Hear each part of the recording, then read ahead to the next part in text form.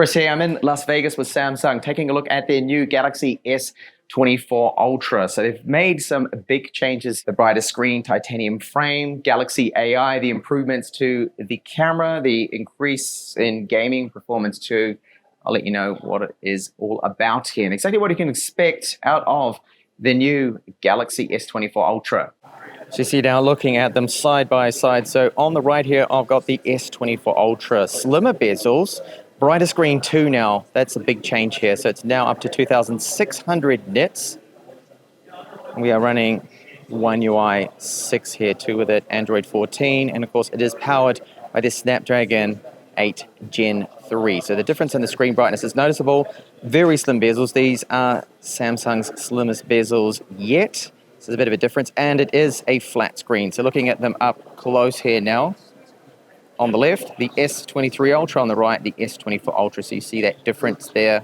And the titanium frame does feel a lot better in hand. It's a little lighter too, the weight difference you do notice. It just feels a lot more refined. You do notice that difference to it. So I did talk about the improvements to the brightness of our display being 2,600 nits. They do have with this model here corner Gorilla armor, and this is up to 50% more durable, and it is 4 times more scratch resistant than the previous models. And it also does reduce the glare by up to 75%. So it's a much clearer looking screen, better looking with those slimmer bezels and super bright. So that is a big upgrade over the previous model, the Galaxy S23 Ultra. So our zoom camera now, this is 50 megapixels, 5 times optical zoom camera. We have a 3 times optical 10 megapixel camera, 12 megapixel ultra wide, and 200 megapixels again for our main camera with improved optical image stabilization. So very versatile cameras.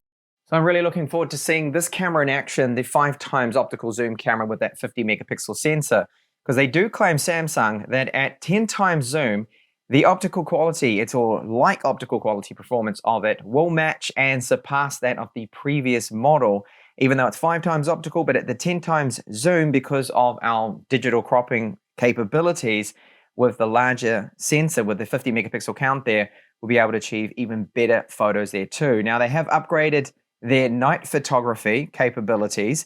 So the main camera does have a much improved, better optical image stabilization.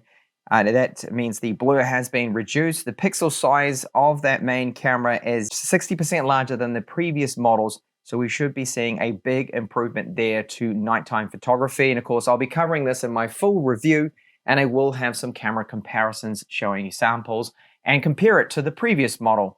So stylus support still, we've got the S Pen, no real changes there, it's still stowed internally. Battery capacity the same.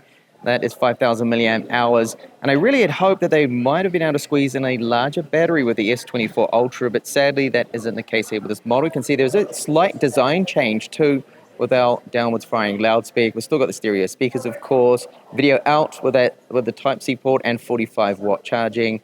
Our SIM tray does take 2 nano SIMs. Along the top, the only change here is it looks like we have an additional microphone along the top compared to the S23 Ultra. So the camera app is looking very similar here. So this is our main camera, 200 megapixels. We've got that 12 megapixel ultra wide, the new 5 times. Okay, and this quality is looking very good. Later on, I will have some samples of this in my full review and my first impressions video too as well. Shutter rate is excellent, no problems with that. We can go up to 10 times here, which they claim is the same kind of quality that we had before with the previous generation with the S23 Ultra. And you can take that even further too if you want. So you can zoom right up here too with some preset settings here. You go 30 times. Later, again, I will have some samples. So this is just an early first impressions here look with Samsung, but it's looking very promising. I'm very keen to test this out and see what these cameras can, of course, do. And then we have our 12 megapixel selfie camera. Now for video capabilities, we've got the 4K 30 frames per second with our front-facing 12 megapixel camera up to 60. Swapping over now to the rear, we have 4K, 60, and 8K option, but that's only 8K 30 frames per second with the main camera, and the 5 times you can now shoot 8K footage with this zoom camera. So this is another new change here. And starting to record, you see that there is no imposed time limit. So this is not capped at like 10 minutes or anything like that with our 8K 30 frames per second.